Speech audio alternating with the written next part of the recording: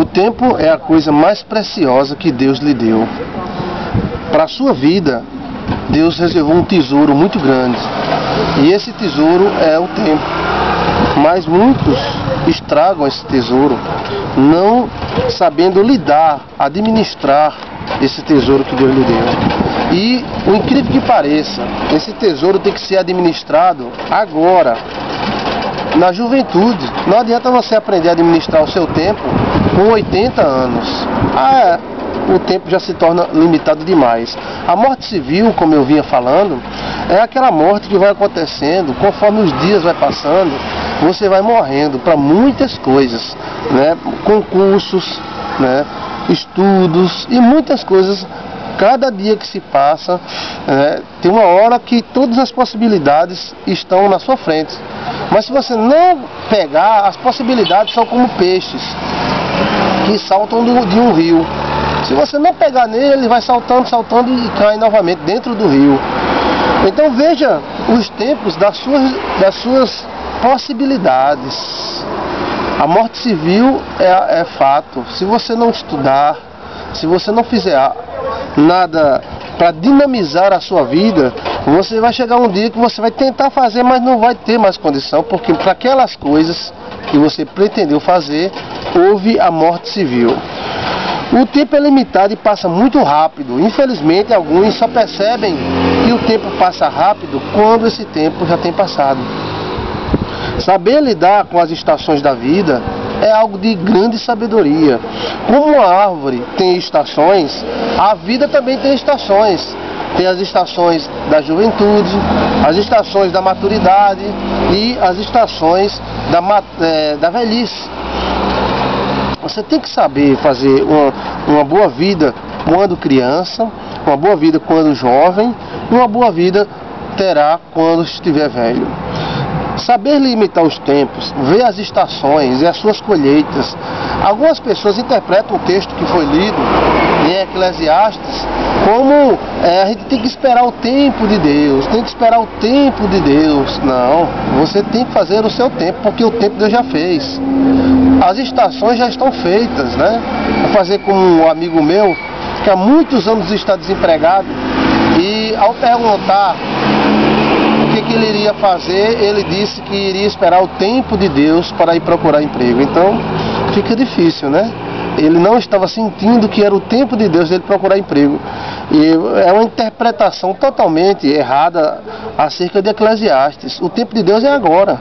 Qual é a estação que você está? Estou jovem, forte, pronto, vamos produzir, porque se você fizer isto, você será próspero. Todos nós seres humanos temos agressividade, né? E coragem. Algumas pessoas elas se autoelogiam porque são agressivas, são corajosas, mas se você botar um livro na frente dessa pessoa, ela se mostra totalmente covarde.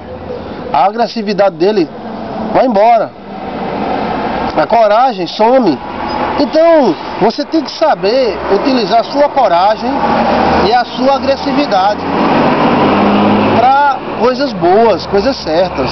Ou seja, você é agressivo, então você passe horas estudando, mostre que você é fera, você tem coragem, então mostre que você tem coragem de saber uma matemática, saber uma informação acerca de biologia, algo no comércio, alguma coisa. Muitas vezes a pessoa fica esperando acontecer, mas Deus quer que nós façamos acontecer. O tempo Deus já nos deu. Então direcione. A agressividade é como se fosse um projétil, como se fosse uma bala. Então você tem que colocar no revólver e direcionar para o alvo. Mas muita gente não quer nem saber do alvo. Fica utilizando sua agressividade para coisas bestas, para agredir os outros, para coisas que não venham lhe dar vitória. Como um amigo meu, o nosso amigo Sargento Valdemir, o esposo da Tenente Patrícia, sempre diz: temos que buscar vitórias que durem a vida inteira. Não adianta você mostrar agressividade, que é bravo numa bola, num joguinho de campo de futebol. Eita, fulano é bravo, fulano é agressivo, fulano faz gol. O que você lucra disso? O que vai te dar fruto? Você é um jogador profissional? Ah, sim. Não, eu sou um jogador de final de semana. Então não vai te produzir nada. Isso não vai te dar nada. Então você tem que saber lidar com a sua agressividade. Direcionar a sua agressividade para a área certa, para o momento certo. Procure gastar suas munições no alvo. Eleja alvos concretos, não absurdos, coisas que não dão resultado nenhum. Deus já nos deu um tesouro muito grande. E esse tesouro é um tempo de vida. E esse tempo vai findar. E o que você fez? O que você vai ser? Vai ser o quê? Então, use esse tesouro que Deus te deu, que é o seu tempo de vida, em algo útil, em algo bom, em algo que venha lhe produzir frutos. Não somente questão financeira, não, mas também questão emocional. Procure separar o tempo, porque a questão do tempo é uma questão de prioridade. Ah, eu não tive tempo de fazer isso. Ah, eu não tive tempo de fazer aquilo. Sabe por que você não teve tempo? Porque não é prioridade. Se fosse prioridade, você teria tempo. Ah, eu não tenho tempo de sair com meu filho, então seu filho não é prioridade. Ah, eu não tenho tempo de sair com minha esposa, passear com minha esposa, então sua esposa não é prioridade. Você tem que saber administrar a sua vida. O homem tem dentro de si um grande desafio. O primeiro e grande desafio da vida do homem é administrar a sua própria vida. Mas alguns não administram a sua vida e querem até administrar a vida dos outros. Veja você.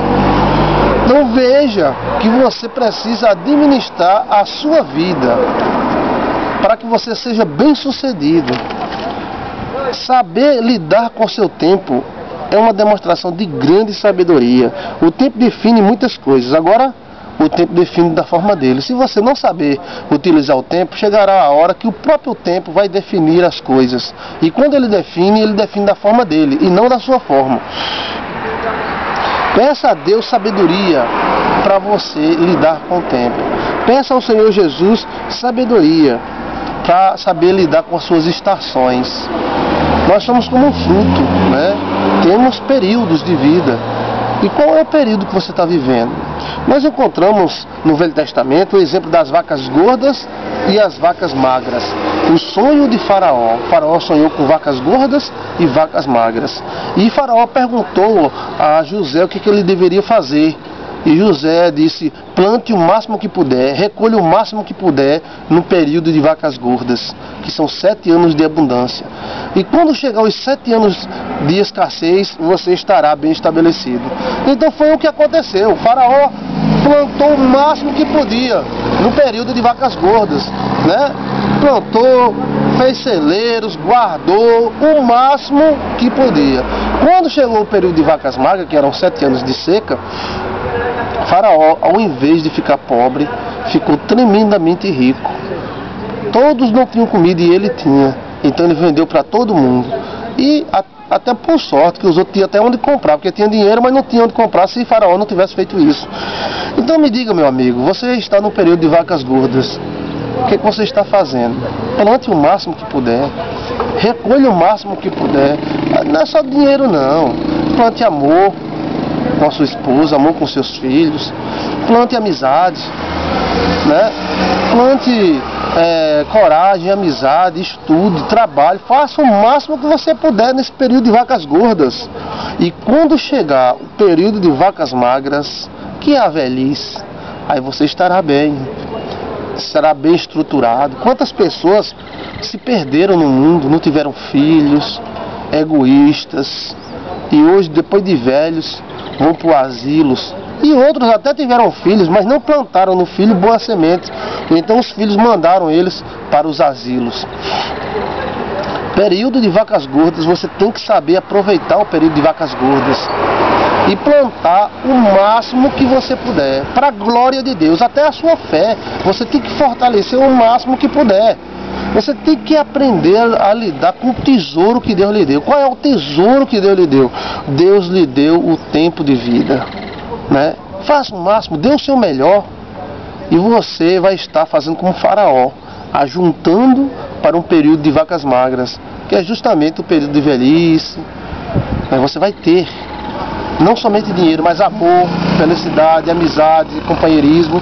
porque você plantou enquanto estava no período de vacas gordas. Mas se você ficar acomodado, porque Deus não favorece o parasitismo. Deus não vai favorecer aquele que não se levanta, aquele que não obedece, não observa as estações. Observe as estações da sua vida e lute, produza em nome de Jesus, administre o seu tempo, porque ele é a coisa mais preciosa que Deus já deu para você, o seu tempo.